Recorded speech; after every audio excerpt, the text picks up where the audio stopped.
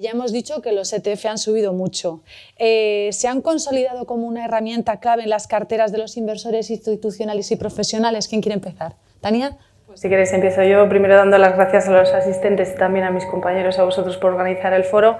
Y yo haría una primera reflexión que son, bueno, que parece que venimos de una carrera de largo plazo, pero si miramos por el retrovisor, estos 12 billones o 12 trillones de activos bajo gestión que tiene la industria de ETFs, pues es un recorrido relativamente reciente, es decir, son 30 años solamente de historia en la que los ETFs se han consolidado como, nosotros decimos, como una innovación financiera, más que un producto financiero, que lo que hace es que permite a los inversores institucionales, desde luego, pero también a los minoristas, dar su opinión sobre el mercado. Yo creo que hemos visto ahora ejemplos de ETFs apalancados, ETFs incluso activos, ETFs de renta fija, con lo cual para mí el primer titular sería decirte que para mí es impresionante el crecimiento que ha tenido esta industria en solo 30 años de historia y esperamos que siga creciendo y que se consolide no solo en clientes institucionales, sino también en cliente final. Sino también en cliente final. Luego seguro tendremos tiempo de decir por qué. ¿Vosotros cómo lo veis? Bueno, yo soy responsable de ETFs en Invesco para Iberia, pero también para US Offshore y LATAM. Y a mí me llama la atención la diferencia de cómo ha crecido este sector de ETFs entre esas dos regiones.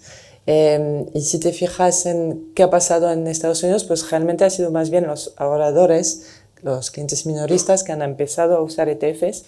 Y nosotros, por ejemplo, en Invesco, este año celebramos el 25 aniversario de nuestro ETF que replica el Nasdaq en Estados Unidos, el QQQ.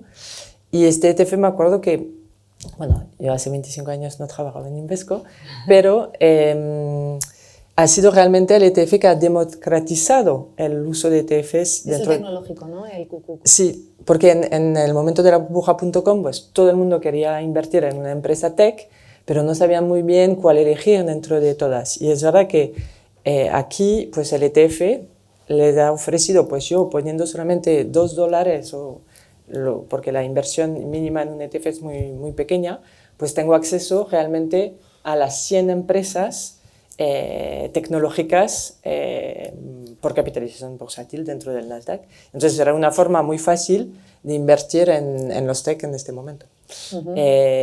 Y aquí hemos visto que efectivamente el uso de ETFs pues en Europa ha empezado más bien por clientes institucionales o profesionales, portfolio manager que han empezado a usar los ETFs por su flexibilidad, por su bajo coste, por todo el rango de posibilidad que hay, y vemos que solamente en los últimos, vamos a decir, 5 años, yo creo que hemos visto en Europa, pues quizás menos en España, pero en países como Alemania o Inglaterra, pues un crecimiento brutal de los ahorradores que quieren invertir en ETFs a través de plataformas digitales, que vemos que hay cada vez más, y pensamos que en España, pues esta tendencia también llegaría. ¿Y este retraso de España lo atribuís, como decía Fernando, a la bancarización, a la fiscalidad, Olivier?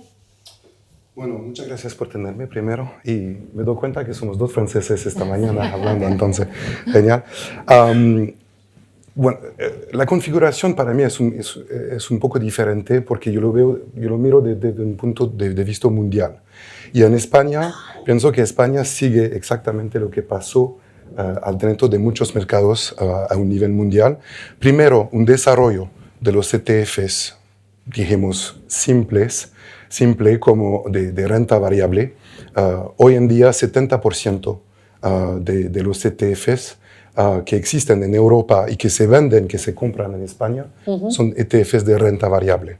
Yo no pienso que los portafolios, las carteras de los clientes, que sean clientes particulares o profesionales, son de renta variable. La renta fija está en un punto de inflexión para, en mi opinión, para ganar muchos mercados a través del mundo. Seguramente, la gestión pasiva. Mucha gente piensa que los ETFs solo son de gestión pasiva. Bueno, con un ETF es totalmente posible, con una diversificación, con reglas simples de transparencia también, de acceder a mercados de renta variable, renta fija o otros mercados con un tipo de gestión activa. para manejar un cierto riesgo, para obtener más performance o rentabilidad. Y terceramente, la tercera parte para mí es la sostenibilidad.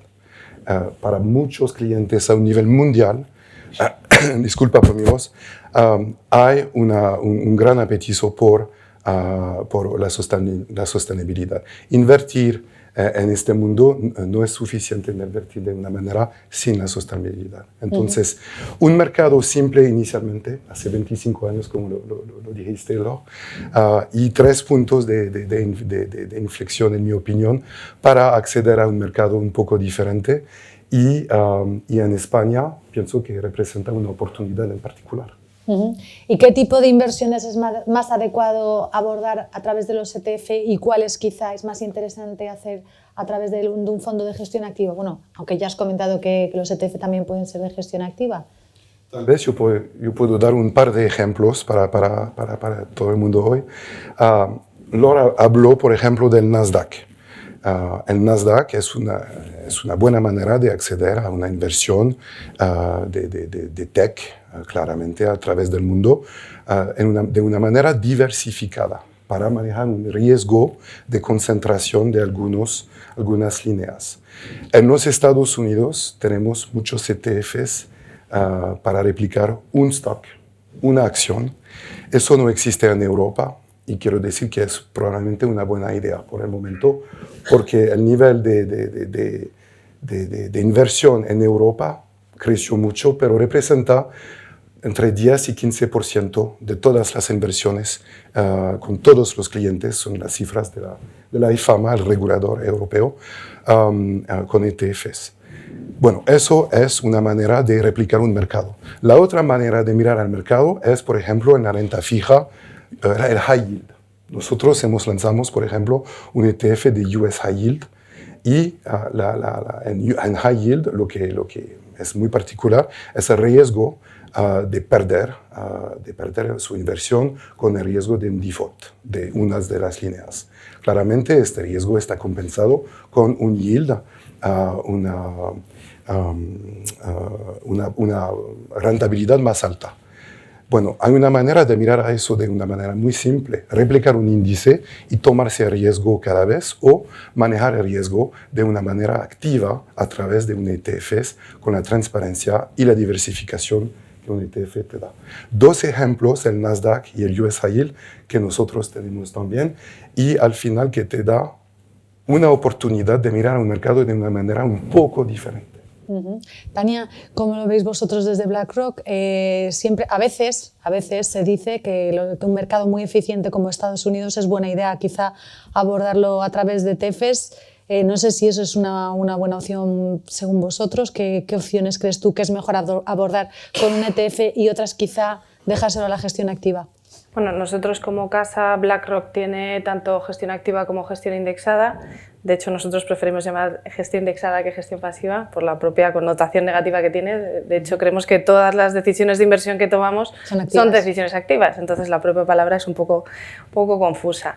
Y de hecho, nosotros como equipo de ventas no tenemos equipos de ventas diferenciados entre digamos, ventas que solo hablan de gestión activa y ventas que solo hablan de gestión indexada, porque creemos que la conversación debería ser un poco más qué es lo que buscas, cuál es tu preocupación y en general qué es lo que quieres conseguir. Es decir, creemos que existe espacio para ambas, pero es verdad que si hoy el foro es hablar del peso que tienen los ETFs o la gestión indexada en las carteras de los minoristas, estamos viendo que es más baja de lo que lo es en clientes institucionales, con lo cual creemos que hay espacio. Hay espacio, exacto.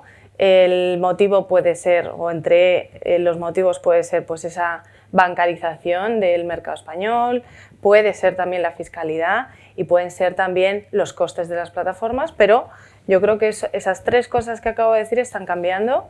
Los modelos tradicionales bancarios están cambiando, hay un crecimiento en gestión discrecional también en España, con un peso cada vez más predominante de la gestión indexada. Los costes de las plataformas, y hoy tenemos aquí algún ejemplo, las plataformas digitales cada vez hay más oferta y son más eficientes en costes, y también el tipo de distribución que se hace en los ETFs es diferente, porque existen planes recurrentes de ahorro, lo que en Europa se llama ETF Savings Plans, que no son planes de ahorro, no son productos de ahorro o de seguros, pero sí que lo que han hecho es dar un acceso más barato que las plataformas bancarias tradicionales. Con lo cual, existe espacio para ambos. Yo creo que es un poco el tipo de activo que estemos buscando. Estados Unidos, desde luego, es uno de los mercados más eficientes y es el motivo por el que los ETFs son tan eficientes en costes. Y quizá el último ejemplo que pondría pues sería, por ejemplo, la inversión temática. En nuestro caso, tenemos una de las plataformas, si no la plataforma de oferta en temáticos más grande que hay para elegir, y tenemos fondos de gestión activa y ETFs con una vocación indexada.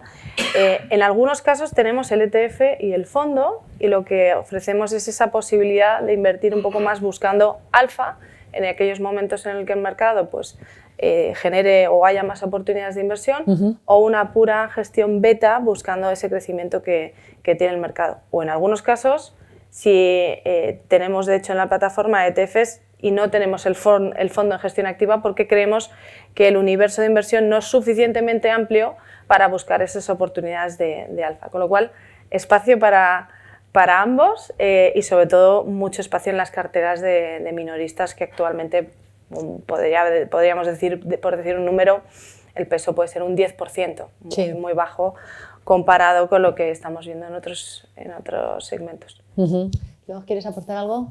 Pues quizás en la parte de comparación entre ETFs y fondos más tradicionales, yo creo que efectivamente la diferencia es qué es lo que quiero delegar a un gestor. Entonces, este mercado no lo conozco bien, entonces le delego a un gestor que tiene una expertise y que va a hacer una selección de valores, o qué es donde quiero tener el control de mi inversión. Entonces, yo creo que los ETFs, por ejemplo, nosotros en Invesco tenemos una gama de más de 400 ETFs, entonces hay ETFs sobre cada temática, pues yo creo que aquí Olivier y Tania han hablado de algunos ejemplos y realmente el abanico es enorme. Entonces, si un inversor quiere controlar su inversión y decir, pues yo quiero ahora vender Estados Unidos para comprar Europa, y en Europa pues no es solamente Europa, a lo mejor puede ser un país, puede ser un sector, pues ahí es donde los ETFs ofrecen a un coste realmente muy bajo la posibilidad de controlar su inversión, y efectivamente, como lo hemos visto, tenemos a plataformas digitales que tenemos aquí que ofrecen cada vez más este servicio a un coste menor. Yo sé que Fernando antes hablaba del coste de transacción de compra y venta de un ETF, y es verdad que tradicionalmente era un coste bastante elevado, que se pagaba un importe fijo, y ahora estamos viendo muchas plataformas en Europa que lo ofrecen casi gratis, así que realmente este coste está bajando. ¿Y dónde estáis viendo ahora mismo flujos? Porque eso es otro de los temas de interés, ¿no? Ahora mismo los inversores, tanto los institucionales como minoristas, ¿a qué tipo de ETFs se están yendo? Pues yo creo que si miramos un poco a lo largo de la historia de los ETFs, históricamente ha sido renta variable, renta variable, y ahí yo creo que el mercado americano ha sido quizás lo más importante, y sigue siendo, por ejemplo, en España, una parte importante de las carteras de los inversores institucionales, pero yo creo que hubo un cambio con el COVID en cuanto a los renta fija. Yo creo que había mucha gente que pensaba, es que la renta fija, los bonos es un mercado menos líquido, y además pues yo entiendo que un ETF es un poco como la renta variable, pero no lo asocio con la renta fija. Entonces yo creo que mucha gente no confiaba en los ETFs para la renta fija. Y lo que pasó en 2020, donde realmente en el COVID se secó el mercado, realmente no había liquidez, ahí hemos visto que al revés, son los ETFs que han dado liquidez, que daban un precio, entonces han tenido un papel de indicador de precio en este mercado de renta fija, donde nadie sabía cuál era el precio del bono, pues miraban a los ETFs para saber a ver más o menos dónde me sitúo. Y yo creo que eso ha sido un cambio de chip, y ya se ha empezado a usar los ETFs de renta fija mucho más, por lo menos en la parte de esos inversores profesionales institucionales. Y lo que yo creo que es interesante es que si miramos efectivamente, yo creo que el nuestro El QQQ ha sido lanzado hace 25 años, pero había otro en Estados Unidos, un ETF del S&P 500 que se lanzó antes, pero durante muchos años pues realmente no creció el mercado y de repente ¡puff!, fue una explosión del uso de ETFs.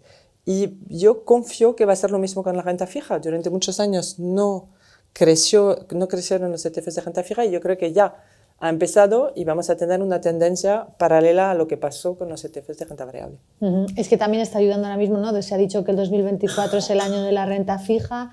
Olivier, vosotros desde AXA, ¿qué estáis viendo de flujos? Así me refiero más recientemente, o sea, este 2024, ¿hacia dónde está yendo el interés de los inversores hacia los ETFs? Bueno, he tomado algunas notas porque hay muchas cifras en el mundo de los ETFs, pero este año es un año de explosión positiva con el uso de los ETFs. El año pasado fue un año de récord, como se dice en inglés, que nunca ha crecido el mercado tanto el año pasado y este año es peor o mejor. Si lo podemos decir de esa manera. 63.000 millones de flujos frescos en los ETFs de Europa. Es gigante, representa 80% de todos los flujos de las inversiones de UCITS en Europa. Para mí me parece extremadamente gigante, especialmente como lo dijiste, Laura, con la parte de la renta fija. Renta fija representa 40% de los flujos. Nos da una indicación del interés. Entonces, la base es pequeña, pero los flujos, el interés de los clientes realmente es con la renta fija. Y la parte de los ETFs de renta variable y renta fija sobre los mercados americanos, entonces con un subyacente americano, sea 30% del mercado. Me parece gigante también. Estamos en un año de elección, de inflexión en los Estados Unidos. Entonces significa que muchos inversores vean un punto de entrar en el mercado. Y la sostenibilidad, 63% de los flujos también. Entonces eso representa la manera de pensar de los europeos en particular. Antiguamente era solo Alemania y los países nórdicos. Ahora lo vemos también en Portugal, Italia, España, Francia. La parte de sostenibilidad es muy importante, especialmente con el cambio climático. Tania, y los temáticos, porque bueno, lo comentó también Fernando Luque, ¿no? Los ETF también son un vehículo claro para hacer apuestas temáticas. ¿Dónde estáis viendo vosotros interés? ¿Inteligencia artificial? ¿Me puedo imaginar? ¿Qué más cosas estáis viendo? Yo creo que es una de las innovaciones de producto que ha habido en los últimos años, toda la capilaridad, digamos, que hay en ETFs. En nuestro caso, pues estamos viendo mucho interés por esa exposición nicho en su momento en tecnología, también, por supuesto, en inteligencia artificial, en todo lo que está relacionado con recursos naturales, sostenibilidad, como bien decía Olivier. El 15% de los activos que hay en la industria de ETFs en Europa ya están activos sostenibles y muchos de ellos pues al final está relacionado con inversión temática, con recursos naturales, con todo lo que es vehículo eléctrico, con lo cual también una forma clara de implementar una visión. Como te digo, a través de gestión indexada o también a través de gestión activa, pero desde luego esta, junto con renta fija, coincido con mis compañeros en que la renta fija yo creo que es donde vemos un potencial crecimiento. De hecho, nuestras estimaciones es que de los 2 trillones que hay ahora mismo, o 2 billones de dólares de activos bajo gestión que hay en ETFs de renta fija, nos podríamos ir a 6 trillones o 6 billones solamente justo por esto, por la búsqueda de liquidez, transparencia, diversificación, que no es ajena a la renta fija, sino que al final define las características del ETF.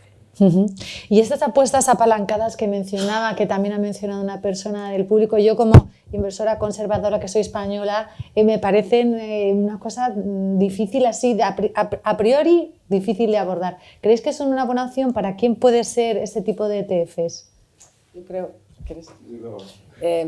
que en Europa tenemos un marco regulatorio, MiFID, que realmente nos da seguridad y nos da esta protección a todos los inversores y me parece muy importante. Tan importante que vemos que este marco regulatorio pues, es el patrón principal en Asia también y en América Latina. En fin, que Yo creo que en Europa tenemos esta suerte de tener esta protección y, por ejemplo, en el fabuloso mundo de los fondos cotizados en bolsa, en Europa, la palabra ETF solamente se puede usar si es un producto UCITS y eso significa que se tiene que diversificar.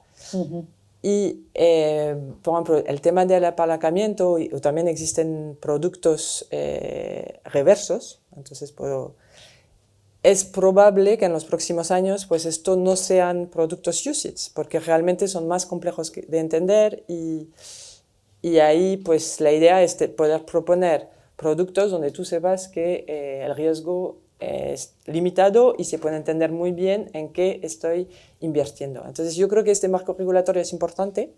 Por ejemplo, la palabra ETF, nosotros tenemos uno de los ETF, vamos a decir, de oro más importante en Europa. En Estados Unidos este producto se llama ETF de oro, Gold ETF, pero aquí no podemos llamarle ETF porque ahí invierto en una cosa, oro. Entonces no tengo la diversificación que me impone el UCITS. Entonces aquí le cambiamos el nombre por ETC, ¿vale? Y para mí es muy importante este marco regulatorio. Olivier.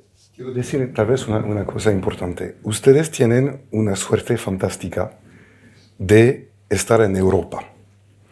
Significa que ustedes tienen la posibilidad de elegir una inversión compatible con sus objetivos a través de más de 2.000 productos registrados aquí en España.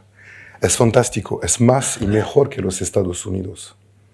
Entonces, la dificultad aquí es de elegir y de entender lo que en qué ustedes van a invertir. Entonces, para mí, la penetración bancaria también tiene este rol en el mercado de explicar o de participar a la explicación de los productos. Pero la oportunidad para ustedes está aquí y el resto del mundo nos mira con la parte de los ETFs, y pienso que lo veas también en Latinoamérica, y yo lo veo en Asia también, con la parte UCITS y MiFID le encanta esta seguridad de la regulación que tenemos aquí en Europa y en España en particular. ¿Y qué riesgos puede tener este crecimiento tan grande de la industria de los ETF? O al revés, ¿puede servir a aumentar la transparencia y la liquidez? ¿Qué implicaciones veis más allá de la propia industria o para el inversor, para el conjunto del mercado? Todo lo contrario, o sea, el hecho de que la industria sea más grande lo que hace es que convierte a los vehículos más líquidos, con lo cual si veo algo es algo positivo. Yo creo que son productos que son regulados, donde el riesgo, además la estructura es la de un fondo, con lo cual desde el punto de vista también de seguridad jurídica para los inversores es la misma estructura que un fondo de inversión. Y si tiene algo, pues será la liquidez. Yo creo que estamos mucho más protegidos en un fondo de inversión o en un ETF que en un bono en directo, en una acción en directo, donde hay más volatilidad, más riesgos a la hora de negociarlo, menos liquidez, y que es lo que explica por lo que está creciendo. O sea, claramente el motivo por el que crece es porque los inversores institucionales ven esa ventaja de transparencia, liquidez, flexibilidad, eficiencia en costes, así que no veo problemas, sino todo lo contrario. Si pueden llegar a ser sistémicos, como hay gente que dice, puede haber un riesgo sistémico, pues hombre, yo creo que si miramos el porcentaje que pesan los ETFs sobre todo el universo de renta variable y renta fija, todavía es muy pequeño, sobre todo en renta fija.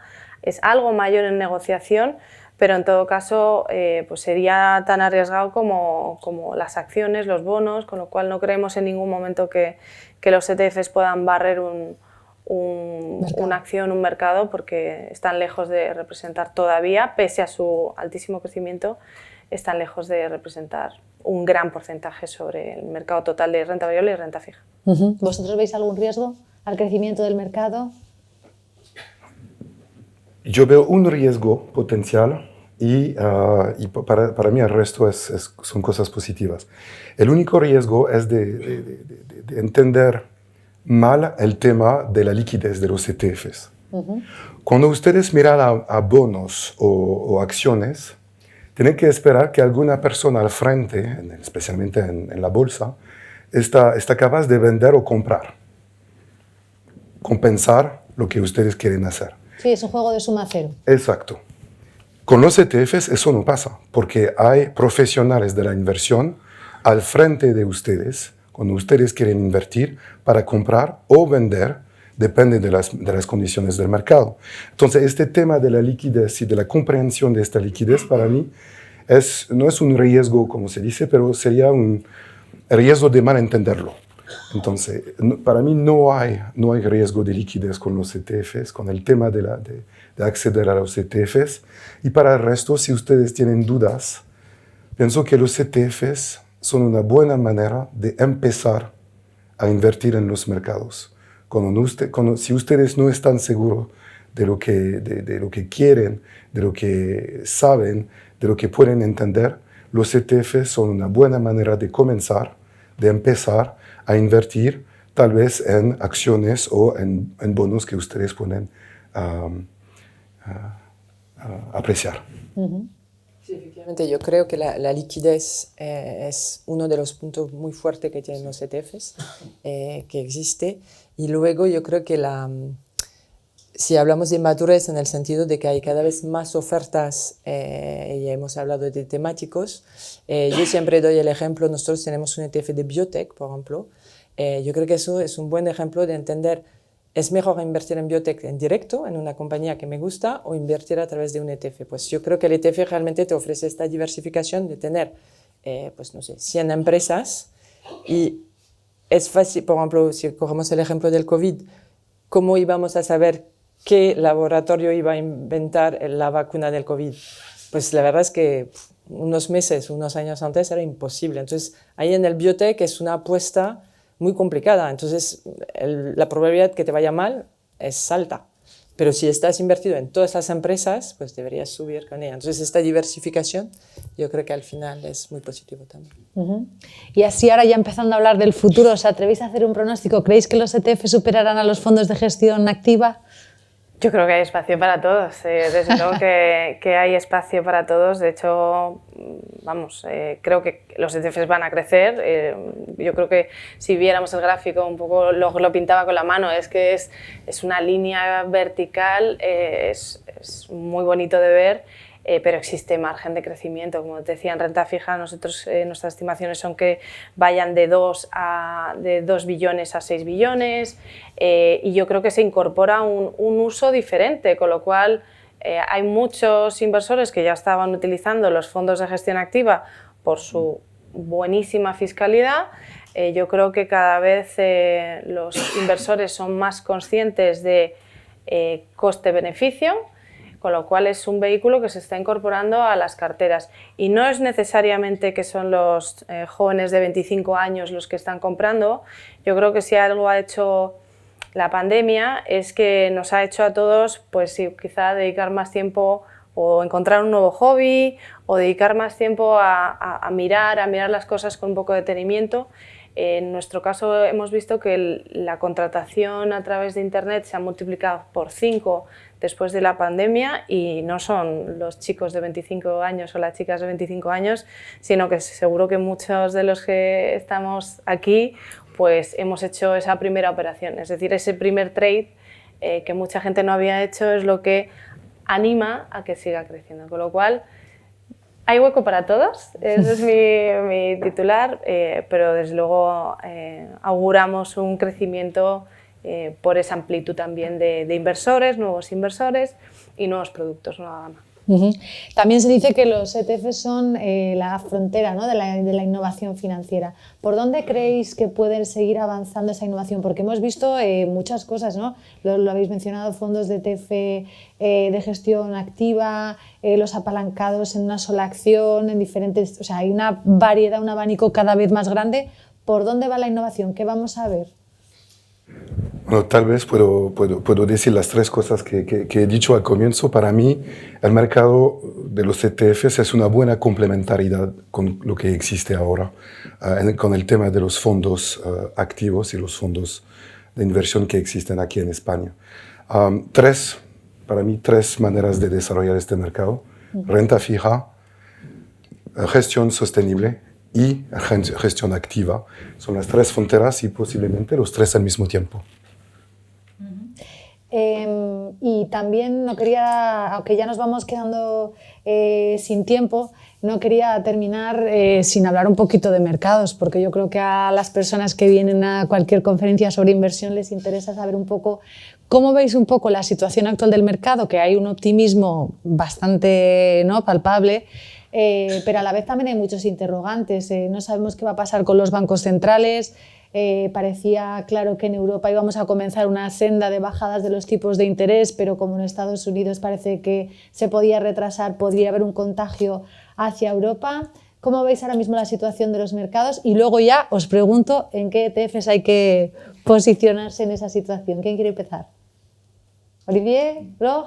Vale, pues, yo empiezo. Acabo de mirar el blog de nuestra economista jefe en Invesco, y es verdad que la posición de Invesco es bastante más optimista. Nosotros sí que vemos una bajada de tipos y bastante más pronto que el resto del mercado. Hemos visto las cifras de empleo en Estados Unidos que han sido un poco más bajas de lo esperado, y pensamos que esos son señales que podría empujar a la Fed a bajar los tipos.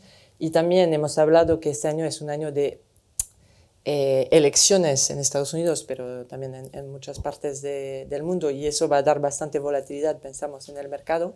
Y en el caso de Estados Unidos, efectivamente, pensamos que quizás si puede ser que bajen los tipos antes del verano, porque luego vamos a entrar en un periodo electoral donde normalmente la Fed no se atreve a ser muy activos en sus movimientos. Así que eso es la posición de Invesco, que sé que es más optimista que otras del mercado. Y en este tipo de escenario yo creo que realmente esta volatilidad que podemos ver en los mercados, seguimos optimistas. Entonces la renta variable nos parece interesante, pero pensemos que efectivamente quizás vamos a tener que ser más activos. Hemos hablado antes de un producto de oro que nos parece interesante, porque cuando hay mucha volatilidad en el mercado, los activos refugios como el oro suele ser un asset interesante de tener en carteras. Y luego pues yo creo que hay que ver en función de lo que pasa en los mercados, pues justamente entre renta fija y renta variable americana sigue siendo para nosotros, y creo que la semana pasada Warren Buffett también dijo que aunque le gusta India y China, etcétera, como que algo que podía crecer, pues él sigue mayoritariamente en Estados Unidos, así que un S&P 500, un Nasdaq nos sigue pareciendo ETFs interesantes. Olivier.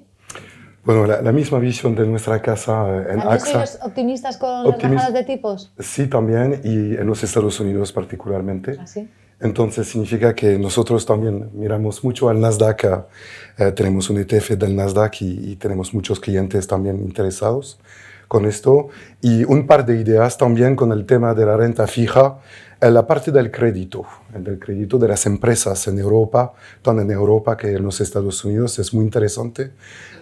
Esta parte tenemos un par de ETFs con esto también, entonces euro crédito y USA crédito. Los dos nos parecen muy con puntos de entradas interesantes para obtener de un lado una rentabilidad interesante con el tema del yield y bajo riesgo.